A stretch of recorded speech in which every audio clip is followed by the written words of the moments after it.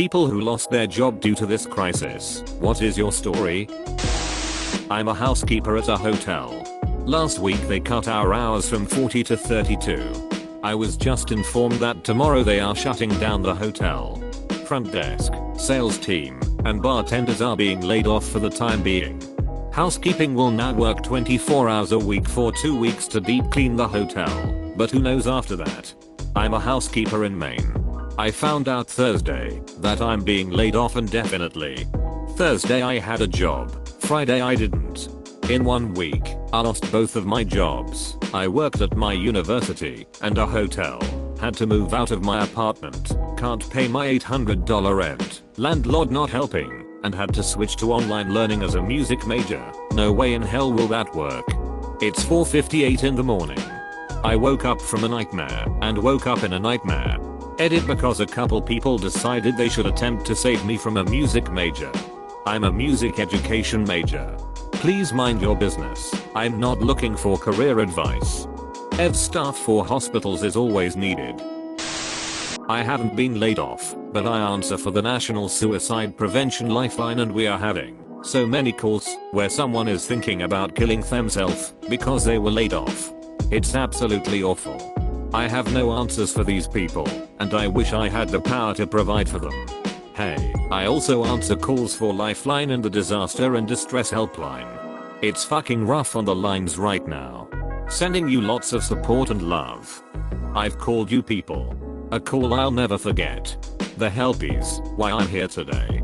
Thank you. That's a hard job to begin with. Damn. Thanks for doing what you do. What do you suggest for people in sudden high stress situations like this? Any overall mental health ideas? I'm a licensed professional counselor, and with any immediate onset stress of financial crisis, it is imperative to not attend to emotions and give people false hope. Instead, give people resources or help them connect with a support network, their family or friends.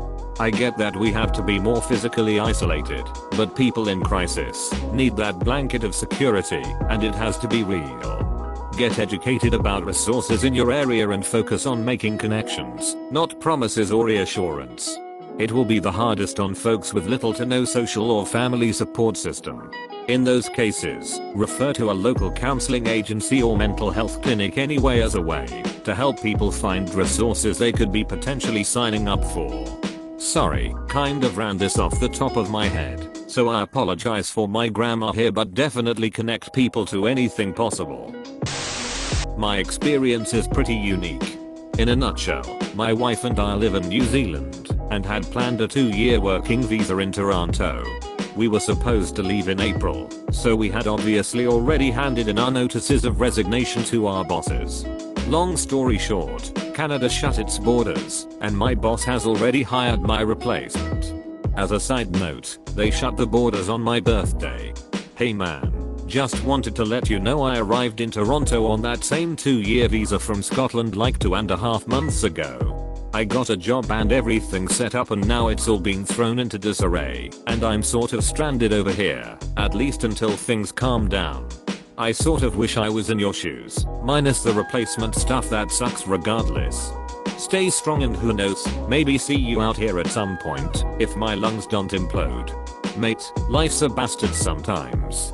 I definitely don't envy your predicament, but chin up, and stay safe out there. I was a bartender. The bars and restaurants were shut down. I was actually relieved because, not gonna lie, I was afraid of dealing with so many people and all the glasses. People would just kept coming to if the state hadn't shut us down. You're right.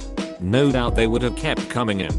Our governor just scolded the community because while the bars and restaurants were closed as of Monday, he stated that he didn't want social gatherings of more than 50 people. So of course, there is a park/playground area in a part of town that actually has a higher concentration of virus confirmations. And just yesterday all of these families took their kids to this park. People stated there were probably 200 plus cars in the parking lot and tons of children and adults hanging out together. The state police eventually shut it down. However, it caused the governor to now take more drastic actions and ended up closing other facilities that were still open to the public. And now, only groups of 10 or less allowed, and he's enforcing this rule by law now. He was visibly pissed. People being stupid are what's going to make this so much worse and last so much longer than it could've been. Construction. The whole construction site was laid off, and with the way things are going, the company owner thinks it'll be at least a year before they consider hiring me back. Started 3 months ago, and that's at least 50 other people affected, just for this site. The company had several other sites that they laid off employees to. I'm just lucky I'm still living with my parents, and dad works his online for the general public, so he's nice and busy. Edit. Sign everyone and their dog is asking. I'm in Canada, Alberta. The site I was on was shut down by the owner. Beyond that, IDK. And thanks to the bunch of you that offered to help/hire, I was kinda surprised at that. Wow, I wasn't expecting construction to be an industry hit this soon from this. All trades are going to be hit by this one way or another. I'm a plumber who mostly does residential service calls, and people haven't been calling unless they have an emergency that needs to be taken care of. Luckily I work for a family company, just myself, my dad and my brother, and we've just been referring potential customers to other businesses who are still working. My dad's in his 60s, and with the small amount of overhead that he has, he figures it's better to be safe for a couple weeks, since he knows all of us are going to be okay financially if we miss work for a couple weeks. I was joking with my wife about this, but I wonder how much truth there is to it. People are going to be trying to flush all sorts of non-TP over the next few weeks. Maybe plumbers will be in high demand. I'm gonna take this opportunity to make a SAP. Do not, under any circumstance, flush anything that is not toilet paper or something that comes out of your body. As gross as it is, if you need to resort to using paper towels, baby wipes, napkins, etc. to complete your business, put it in a plastic bag, tie it off, and put it in the trash. Your pipes will thank you. My husband got laid off on Tuesday. He works about 3 minutes down the road from my work. He showed up at my work with tears in his eyes, apologizing to me for not doing good enough to be kept. He works at a car dealership as an auto technician, where they let go of 4 techs that day cause of decreasing business. They are letting go of more people this Saturday. My brother is a mechanic there and is scared to lose his job too. They told my husband that when business picks back up, they might call and ask him to come work for them again. Thankfully, I work in the lab of a hospital, so my job is pretty secure. I keep telling my husband that we'll get through it, but I know it's taking a toll on him.